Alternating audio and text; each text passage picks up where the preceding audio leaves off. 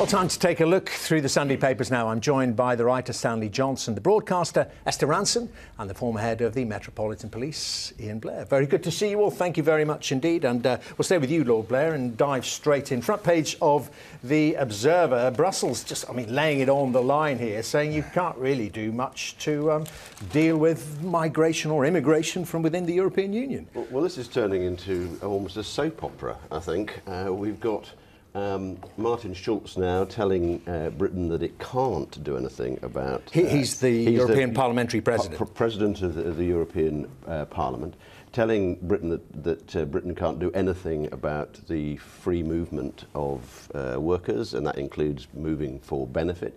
If you read the Telegraph, you've got Ian Duncan-Smith saying we can. Sunday Times is running it on the front page.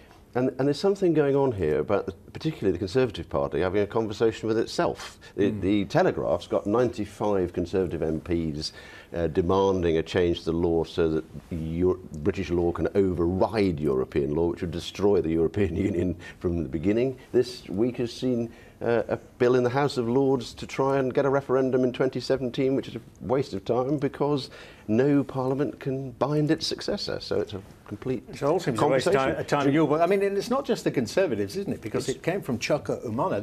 This issue on the front of the Observer from the Labour side, Stanley Johnson, who was talking about looking at some of the categories of migration within the European Union. I spent 20 years in the EU institutions. If you add my time in the Parliament with my time in the Commission, I think realistically there have to be some changes on this free movement. Not just because of the migration thing, but because you actually have had, over the last 10 years, a colossal increase in the population of Britain. And if we can't have a say in what kind of population, in terms of sheer numbers we have, then I think this is very bad news. But the only answer is, it's the UKIP answer, isn't it? It's to leave the European Union. You can't meddle, you can't tinker within the margins. Well, you can, because the free movement of labour has only recently been implemented throughout Europe. So you could have a few retrograde steps and say, look, actually, we've got to start looking at some of these things and have a backtrack on it. But, practically, what do you think, Esther? So therefore, if you did, you would have, let's say, somebody turning up at an airport or a port saying, right, I'm from Poland, here's my family, I want to look at Big Ben and ride on a big red bus, and then they go and look for a job. How do you categorise people coming from within the European Union? Well, I think we have to accept that what the statistics tell us, which is that immigration is a good thing economically for us. And it's a good thing in many, many different ways. I remember going to a comprehensive school in Luton South where the head teacher told me that she depended upon migrant children to set standards, to provide role models for the indigenous kids because they're ambitious, they want to learn, they prize education. That being said, Europe has changed so much in my lifetime. I was an ardent pro-European at the beginning, wanted us in. But there's no question that there's a lot of imbalance now between the various nations joining together. And I think I don't think it is a Conservative issue, Ian. I think it's a European issue. I think Europe needs to look at this and work out what's sensible, what works. Last thought on that. Just on the migration issue within the borders of the European Union, could something be done? I couldn't agree more that the expansion of Europe is a very significant factor. But what needs to happen is we need to have the conversation from within Europe, rather than standing there and saying, if you don't agree with our changes, we're leaving the club. Well, the answer to that is leave the club. OK, another story. Stanley Johnson, taxpayers foot the bill for HS2. This is the second high-speed rail line. £300 million already spent. What on? Well, it's been spent on a whole lot of preliminary work. I've got to declare an interest there.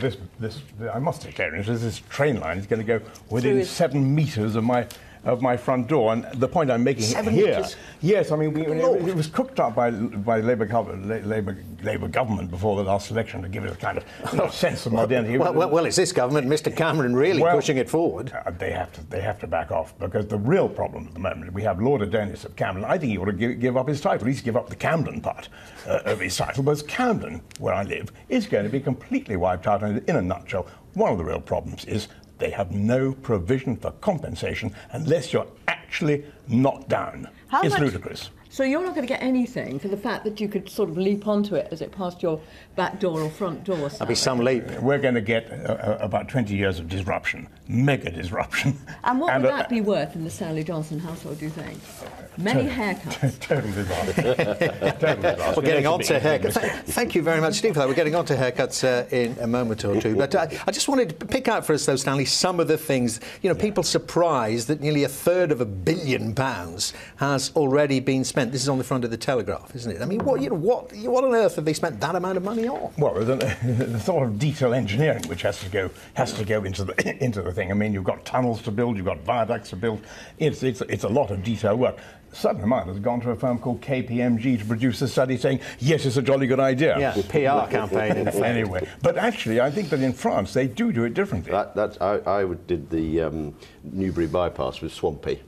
Yes. Again, I noticed the French were building the TGV. They compensate people extremely well, and there's no arguments. And they get on with it. But of course, what we do is, I remember a particular bit of that road ran through a line of houses, and they just compensated the 3 houses they knocked down. So people got a motorway at the end of their garden. Bit of sympathy for Stanley there. Esther, your first story, and this is on the front page of the Sunday Times, I suppose in the wake of Savile, 20 private schools facing ruinous child sex abuse charges.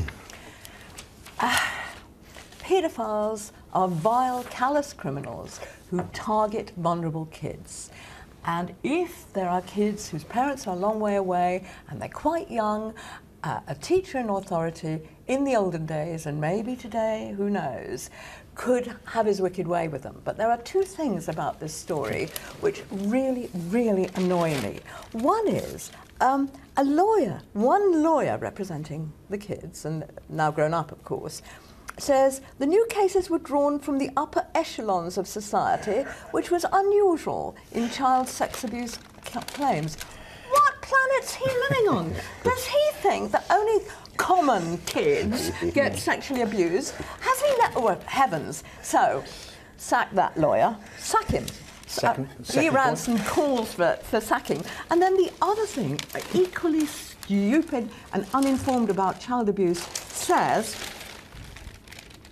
what is most unsettling, said this writer in the Sunday Times, is that the teacher involved were all popular with boys and staff. None came close to the caricature of the teacher abuser as a creepy weirdo. Dear me, yeah. What we know is that monsters don't get near children, nice men do. Obviously, the people who want to win the confidence and trust, not just of the kids they're grooming, but the adults around them, will appear to be the most popular, successful, happy-go-lucky teachers. But that's some real stereotyping there, isn't there? Stanley, didn't some of the Johnsons go to one of the schools mentioned? I mean, you'd be keen to find out about it. Yes, 4 out of a potential 6 went to one of the schools. I'm going to put in a word for this school at the moment. Ashdown House on the front page of your paper, Esther. Well, I'm going to put in a word for it. It did a very good job as far as it's concerned. I know nothing about these allegations. That's what Manuel said in 40 Tires, you can remember.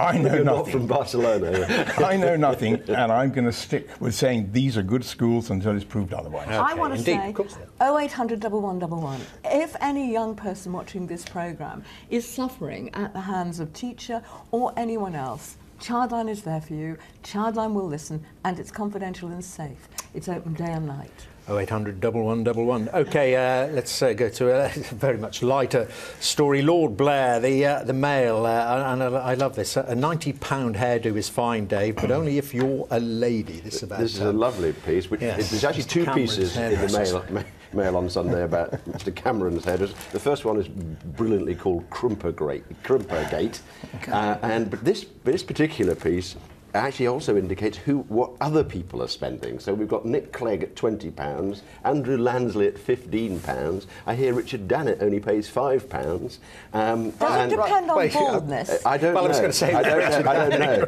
But the great line is what about you? How much do you spend? I spent about 13, I think. 13, very good. And you, Dermot? I'm on 20 quid, I'm afraid, yeah. You know. Well, it does look worth more, forgive me. Yeah, absolutely. I go to Ozzy the Barber in Camden. You don't go anywhere. Ozzy the Barber in Camden Camden Town. But you have a genetic hair But hang on, eccentricity, but don't you? this- You and your son. There's still a great quote in here. Go on. It says that men are now getting the same treatment women have endured for years. Oh, look at him with his bald spot.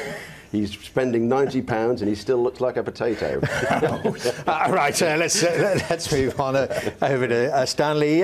Caution, your mobile phone is watching you. I mean, people kind of knew this already, didn't they? This is the be tracked Davis. anyway if you got This your mobile is the phone David Davis story. David Davis, a remarkable man, absolutely remarkable, a fighter for civil liberties, has pointed out in a longish article in the Mail on Sunday that the government, through its use of what's called metadata, jolly well knows every time you ring someone up, they know who you ring up, they know where you rung up from, they can track you.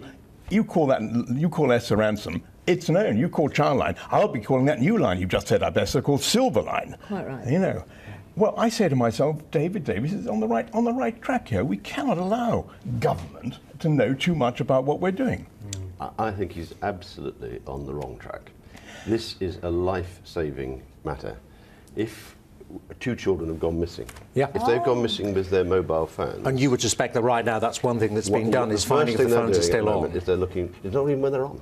They can be off. It's like, that's how All they the more found- worrying. Someone might know. I'm in Well, this studio. let's listen to Lord Blair, Wait. because he knows about the policing The aspect point of about it. this is if you have a murder in a field in Berkshire, the first question you ask is what phones have been in that field. Do you remember the little girls in Soho? Absolutely. They tracked where they'd been, and that's how they found Ian And a Huntley. missing child who's going to hang herself, she rings Childline, says she's going to hang herself, she disappears Okay, with her phone. I'm sure you don't disagree with that, Stanley I Johnson, do but what you want is disagree. the checks and balances. Is that it? I do disagree. Really? In order to solve 1 or 2 problems like that, I'm not saying they're all important problems, of course they are, a missing child is a tragedy.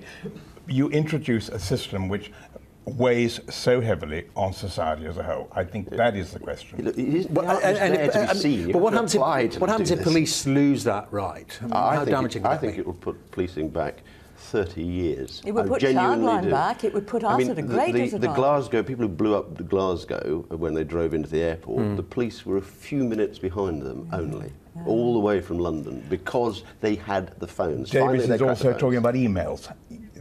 The metadata means they know exactly what email you sent to No, whom. it doesn't. No, they don't know the contents, but they know. They can apply. In the new system, they'll be able to apply to actually say who emailed whom. What are you feeling guilty about, Stanley? I'm not feeling guilty. What is it you don't Well, want that is the people old to question. I mean, know? that's a way of saying if you've got nothing to hide, why do it? Yeah, that's an easy way out. No, it would have been a very interesting on the answer. whole, we cannot allow government to know too much about what we're doing.